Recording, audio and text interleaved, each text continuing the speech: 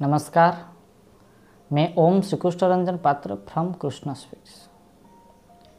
हम सब जानते हैं कि पिछले 8 जुलाई 2022 को जापान के भूतपूर्व प्रधानमंत्री शिंजो आबे जी का निधन हो गया है।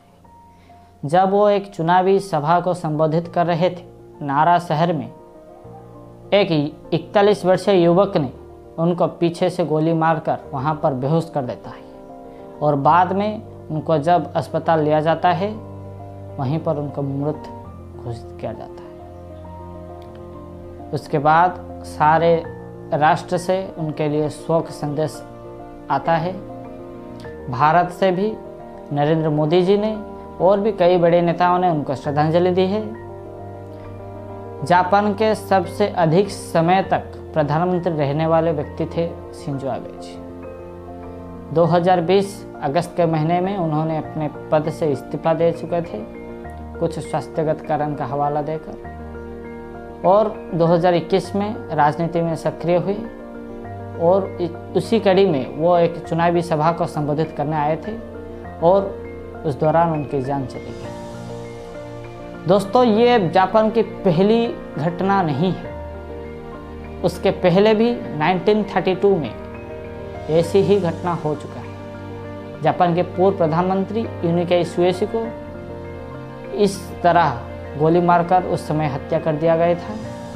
सिर्फ जापान ही नहीं, अमेरिका के 16th president Shri Abraham Lincoln ji को भी भाइक्स बूथ नामक एक आतंकी ने मार दिया था। जब लिंकन जी थिएटर में नाटक देख रहे थे, उस समय वह भाइक्स बूथ नामक एक आतंकी उस थिएटर में घुसकर उनको गोली मार देता है और उसके 10 दिन के अंदर अंदर उसको भी एनकाउंटर कर दिया जाता है।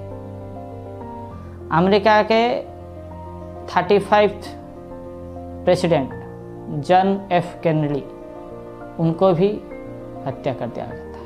1963 में वह अपने बीबी के साथ जब बाहर आए थे, उस समय उनको गोली मारकर हत्या कर दिया गया था।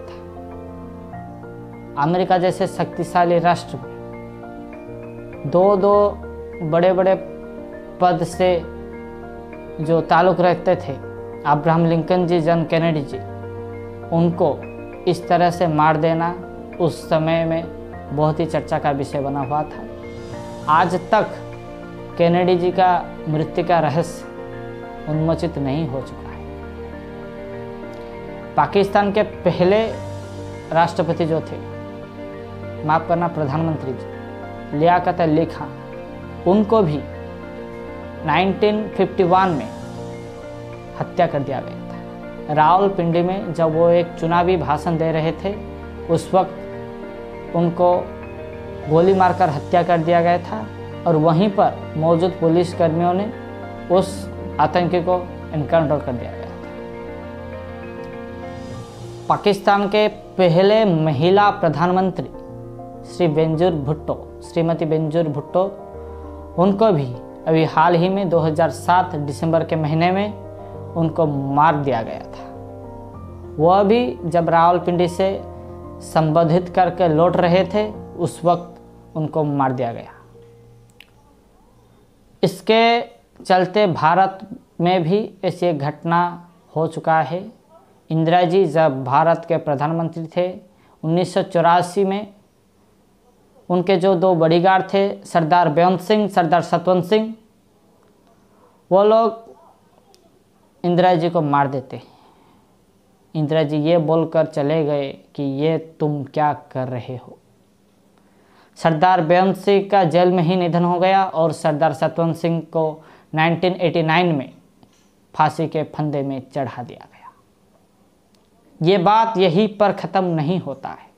1984 में इंदिरा जी के मृत्यु के बाद एक बहुत ही बड़ा सिख दंगा हुआ था। 1991 में जब राजीव गांधी तमिलनाडु के श्री पेरुंबदूर में एक चुनावी सभा को संबोधित करने गए थे, उस वक्त उनको एक फूल माला चढ़ा दिया गया जिसके अंदर टाइम बम फिक्सिंग था। और जब उनके कंधे पर वो फूलमाला चढ़ा दिया गया, पलक झपकते ही उनका निधन हो गया।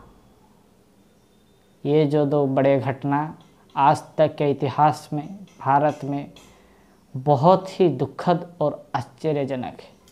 उसके बाद स्पेशल प्रोटेक्शन ग्रुप का गठन किया गया भारत में और अब तक के प्रधानमंत्री नरेंद्र मोदी जी उसका उपभोग कर रही है।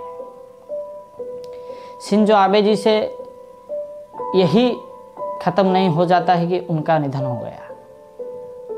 अब्राहम लिंकन से लेकर शिंजो आबे जी तक कई बड़े नेता, इजराइल के जो राष्ट्रपति थे वो जब किंग्स ऑफ स्क्वायर पर लौट रहे थे, उनके ऊपर 3 राउंड का फायरिंग हुआ था। ज़रा सोचिए, एक देश का जो राष्ट्रपति है उसके ऊपर 3 राउंड का फायर करना कितने बड़ी बात है। उस मौके पर उनका निधन हो गया था इजराइल में। आज हम सब जानते हैं कि शिंजो आबे जी इस दुनिया में नहीं रहे। शिंजो आबे जी का अवदान भारत और जापान के लिए बहुत ही ज़्यादा था। ये अब सवाल ये उठता है कि राजनेताओं को टारगेट करना आतंकियों का किस संदेश पर जाता है? आतंकियों ने क्या संदेश देना चाहते हैं पूरे विश्व में? क्या इसके बाद कोई और बड़े नेता की बारी है? ये सब जानने के लिए आप सब मेरे साथ बने रहिए। धन्यवाद। आज के लिए इतना ही।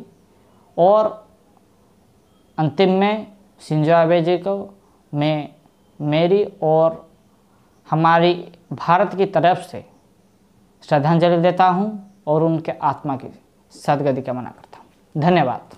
Thank you.